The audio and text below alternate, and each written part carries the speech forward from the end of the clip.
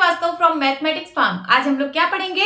आज हम लोग class 8 chapter 7 that is comparing quantities में एक्सरसाइज 7.2 सॉल्व करेंगे।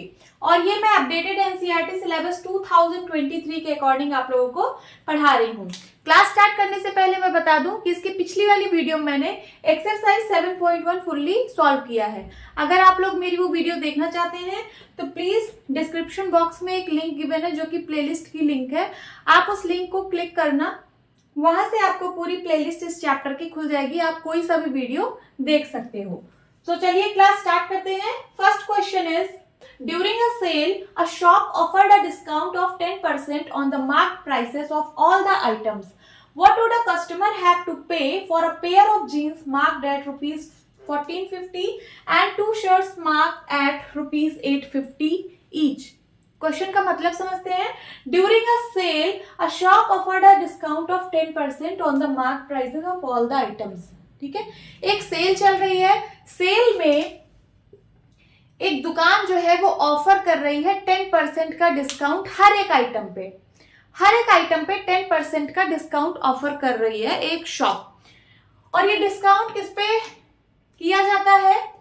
तो वो मार्क्ड प्राइस पे किया जाता है। ठीक है, मार्क प्राइस का मतलब आइटम का जो प्राइस मार्क होता है। जैसे आप ये देखिए, जैसे आप जीन्स खरीद रहे हो, ये जीन्स 1450 की है ना, तो ये 1450 उस जीन्स का प्राइस ऐसे मार्क किया रहेगा कि ये इतने रुपए की जीन्स है, उस पर मार्क रहेगा, लिखा रहेगा। तो इसी पे हमको डिस्काउंट मिल रहा है। कितने परसेंट का? 10% का। What would a customer have to pay? तो कस्टमर को कितना पे करना पड़ेगा? For a pair of jeans marked at rupees 1450 and two shirts marked at 850 each. ठीक है, कस्टमर को कितना रुपए पे करना पड़ेगा अगर वो एक जीन्स खरीदा है 1450 की और टू शर्ट खरीदा है 850 रुपीस की। ठीक है, तो सब पे जितने भी आइटम्स है सब पे 10% का डिस्काउंट लग रहा है। तो मैं टोटल मार्क्ड प्राइस यहां से सबसे पहले निकाल लेती हूँ। तो टोटल मार्क प्राइस कितना है? टोटल मार्क्ड प्राइस ये जीन्स का है रुपीज 1450 एंड टू शर्ट है 850 का। तो यहां लिख लीजिए रुपीज 850 प्लस रुपीज 850, तीनों को ऐड कर दीजिए तो टोटल मार्क्ड प्राइस आ जाएगा। ठीक है, सो रुपीज 1450 प्लस 16 117 रुपीज 1700। इन दोनों को ऐड करेंगे तो कितना आएगा? 0 5 7 4 11 कैरी आया 1 3, तो 3150 रुपीज ये टोटल मार्क्ड प्राइस है। जीन्स और शर्ट दोनों का मिला के टोटल मार्क प्राइस इतना है। अब आपको इस पे 10% का डिस्काउंट मिल रहा है, तो चलिए 10% ऑफ इसका निकाल लेते हैं। तो वो हो जाएगा डिस्काउंट अमाउंट। डिस्काउंट अमाउंट कितना हो जाएगा? 10% ऑफ रुपीज 3150। कितने रुपीस की छूट मिली? 10% ऑफ इतने की। चलिए इसको सॉल्व कर लेते हैं। सो 10/100 इंटू ऑफ का मतलब इंटू रुपीज 3150। 10 से 10 कैंसिल, 10 से 10 कैंसिल, कितना आ गया मल्टीप्लाई करके? 315 बन जा 315 रुपीज। तो 315 क्या आया? ये डिस्काउंट अमाउंट आया, मीन्स इतने रुपए की आपको छूट मिल रही है। तो कस्टमर को कितना पे करना पड़ेगा? इसमें में से इसको घटा दीजिए, ये इतना छूट मिल रहा है ना सेल पे, तो इसमें में से इसको घटा दीजिए, जो आएगा उतना कस्टमर को पे करना पड़ेगा। तो यहां लिखिए सो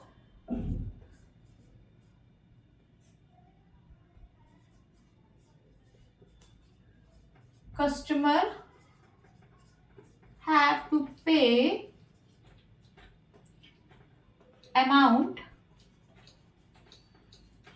is equals to rupees 3150 minus rupees 315।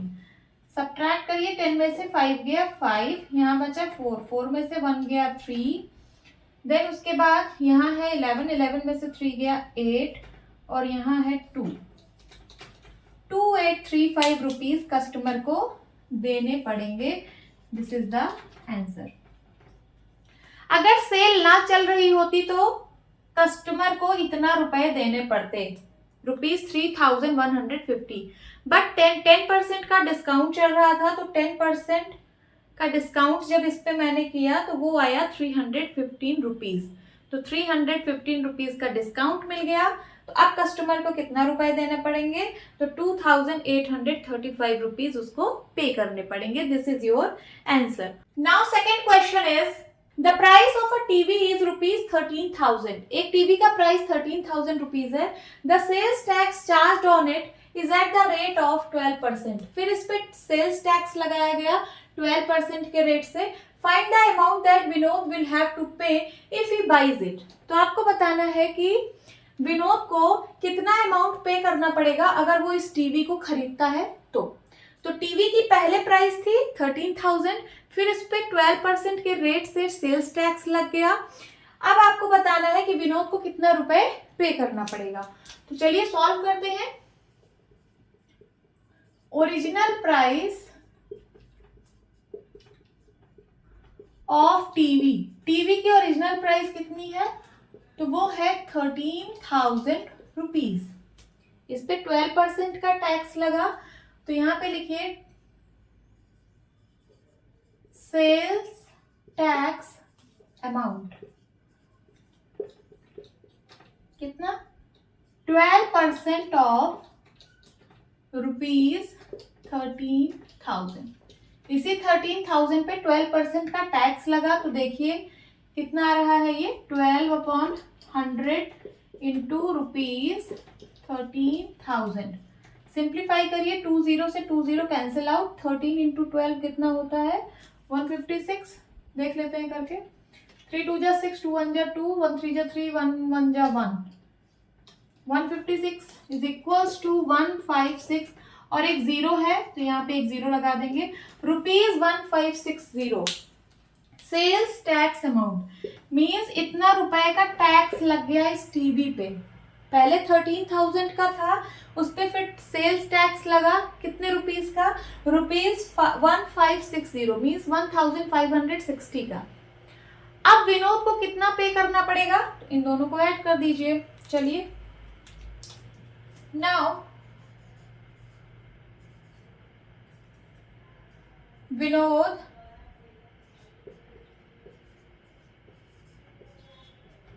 will have to pay amount is equals to, इन दोनों को ऐड कर दीजिए तो हो जाएगा ₹13,000 plus ₹1560 is equals to 065 314 and 1. So ₹14,560 Vinod को अब पे करना पड़ेगा। This is answer. Now third question is Arun bought a pair of skates at a sale where the discount given was 20%. If the amount he pays is ₹1,600, find the marked price. Again read the question. Arun bought a pair of skates. Arun जो है skates का एक pair खरीदता है। Skates क्या है, तो sandal जिसमें व्हील लगी होती है ये, ठीक है। एक पेयर स्केट्स खरीदता है एट अ सेल में where the discount was given 20%, जहां पे उसे 20% की छूट मिलती है। If the amount he pays is ₹1600, अगर उसको 1600 पे करना पड़ा तो फाइंड द मार्क प्राइस। तो आपको मार्क प्राइस निकालना है, ठीक है। तो आप लोग को पता है डिस्काउंट इज इक्वल्स टू क्या होता है, डिस्काउंट इज इक्वल्स टू होता है marked price minus sale price. MP stands for marked price. और ये जो डिस्काउंट दिया जाता है ये किस पे दिया जाता है, तो ये मार्क्ड प्राइस पर दिया जाता है। डिस्काउंट हमेशा मार्क्ड प्राइस पर दिया जाता है। तो हमें मार्क्ड प्राइस पता नहीं है और डिस्काउंट है 20%। तो क्या मैं लिख सकती हूँ 20% ऑफ मार्क्ड प्राइस, हमें मार्क्ड प्राइस नहीं पता है, 20% ऑफ मार्क्ड प्राइस यही होगा डिस्काउंट अमाउंट, होगा कि नहीं होगा? Discount amount. अगर मार्क प्राइस का 20% निकाल लो तो 20% की छूट थी मार्क प्राइस पे, तो वही अमाउंट आ जाएगा, जितना अमाउंट उसे छूट मिली है वही अमाउंट आएगा। ठीक है, चलिए इसको सॉल्व करते हैं। और discount amount means mark price minus sale price. तो यहाँ पे लिख लीजिए mark price minus sale price. समझ में आ रहा है? अब 20%, 20/100 ऑफ का मतलब मल्टीप्लाई, मार्क प्राइस को अभी मैं एमपी लिख रही हूँ। ठीक है, अब सेल प्राइस को इधर ले आइए, मार्क्स प्राइस को इस साइड भेज देते हैं। सेल प्राइस इस साइड ले आइए क्योंकि यहाँ माइनस में है सेल प्राइस, इस साइड आएगा प्लस में हो जाएगा। Sale price is equals to यहाँ पे है मार्क प्राइस और फिर ये पूरा यहाँ प्लस में है ना, कोई साइन नहीं मतलब पॉजिटिव है, इस साइड आएगा निगेटिव हो जाएगा। कितना? 20/100 इंटू मार्क प्राइस। समझ में आया? सेल प्राइस क्या है? वही जो उसने पे किया। कितना पे किया? ₹1600। 1600 रुपीज उसने पे किया is equals to mark price, दोनों में है, मैं कॉमन ले लेती हूँ। मार्क प्राइस यहाँ पे हो जाएगा 1, कॉमन लिया तो यहाँ पे बचेगा 1 माइनस 1 0 से 1 0 कैंसिल आउट, 2 1 जा 2, 2 5 जा 10, यहाँ आया 1/5। ओके, सॉल्व करिए। मार्क्ड प्राइस ब्रैकेट का मतलब होता है मल्टीप्लाई। ठीक है, 1 माइनस 1/5 ये आप लोग को करना आता होगा, इसके डिवाइड में 1 कर लीजिए, एलसीएम लीजिए, 5 1 जा 5 एलसीएम आएगा। 1 की टेबल कितनी बार पढ़े कि 5 आएगा, तो 5 टाइम्स, देन 5 का मल्टीप्लाई ऊपर, 5 1 जा 5, माइनस है माइनस लगाइए। 5 का मल्टीप्लाई कितनी बार करें कि 5 आए, तो 1, तो 5 1 जा 5, तो 1 का ऊपर मल्टीप्लाई हो जाएगा, 1 1 जा 1, 5 में से 1 गया 4/5। तो इसको सॉल्व करेंगे तो क्या आएगा 4/5। ओके, आपको निकालना है मार्क्ड प्राइस। यहाँ पे मार्क्ड प्राइस लिखिए, ये 5 इधर डिवाइड में है, इस साइड आएगा मल्टीप्लाई में, तो ये 1600 इधर था ही और ये 5 इधर आ गया मल्टीप्लाई में, और ये 4 इधर ऊपर था, इधर आएगा नीचे डिवाइड में हो जाएगा। समझ में आया? इसको सिंप्लीफाई कर लीजिए, 4 1 जा 4, 4 4 जा 16, 400 इंटू 5। सो मार्क्ड प्राइस कितना आ जाएगा? 5 4 जा 20 and 2 0 मीन्स 2000 रुपीज। ये रुपीज में था ना 1600, तो कितना आ जाएगा मार्क प्राइस? मार्क प्राइस आ जाएगा 2000 रुपीज। यही आपका आंसर है। ठीक है, देखिए 2000 रुपए का स्केट था, मीन्स जो स्केट का मार्क्ड प्राइस था वो 2000 रहा होगा, फिर उस पे 20% का डिस्काउंट दिया गया। ठीक है, इस पे 20% का डिस्काउंट दिया गया, तब जाके अरुण को, क्या नाम था? अरुण ही था, तब जाके वो अरुण को 1600 का पड़ा। ठीक है, so this is your answer. Now fourth question is, I purchased a hair dryer for ₹5,400 including 8% VAT. ठीक है, find the price before VAT was added. VAT क्या है? वैट भी एक तरह का टैक्स है, value added tax, value added tax. ठीक है, फिर से क्वेश्चन रीड करिए। I purchased a hair dryer for ₹5,400 including 8% VAT. ठीक है, मैंने हेयर ड्रायर खरीदा ₹5,400 का, जिसमें टैक्स जो है इंक्लूडेड था, 8% टैक्स इसमें इंक्लूडेड है। ठीक है, find the price before VAT was added. हमको वो प्राइस बताना है जब वैट नहीं लगा था। ठीक है, जब वैट उस पर नहीं लगा था तब जो प्राइस था उस हेयर ड्रायर का वो हमें फाइंड आउट करना है। तो चलिए, तो ये जो प्राइस आएगा बिफोर टैक्स वाज एडेड, ये इस प्राइस से तो कम ही आएगा, आएगा कि नहीं आएगा? तो चलिए भाई हमें फाइंड करना है, तो लेट कर लेते हैं, let the price before VAT was added be x. मैंने उस प्राइस को एक्स मान लिया, ठीक है। टैक्स लगने से पहले मैंने मान लिया कि हेयर ड्रायर का प्राइस एक्स था, ठीक है। और वैट परसेंट कितना गिवन है, VAT percent is equal to given है 8%। तो ये टैक्स किस पे लगेगा, ये जो 8% का टैक्स लगा है ये इसी पे तो लगा है कि नहीं। तो यहां पे लिखिए वैट अमाउंट